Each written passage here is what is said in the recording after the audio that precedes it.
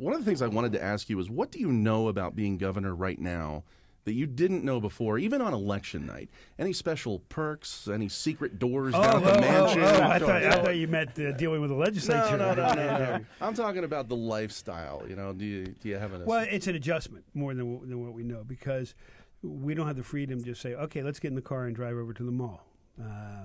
When we go, there's the detail drives us. They're with us, and they're happy to do whatever we do. And do anything that we ask. But we're sitting in the back seat.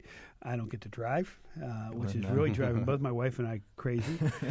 So that was something we weren't quite prepared for. And the one thing I know is I don't think out loud anymore. My wife gets upset with me because if I think out loud in the governor's residence, the staff there is a great staff, and they want to please the governor, and they start doing it. And I'm only thinking out loud. I didn't mean for them to go do it. Man, I could use a chili dog right now. Is what I'd be thinking out loud all the time. You mentioned you stopped off at Steelers camp this week. How much do you think you'll get to be a fan this year? This is the first football season you'll be governor. Are you going to be able to carve out time on Sundays to see the games? Oh, absolutely. Absolutely. We will carve out time. We'll get out to some of the games. We actually went to the Super Bowl.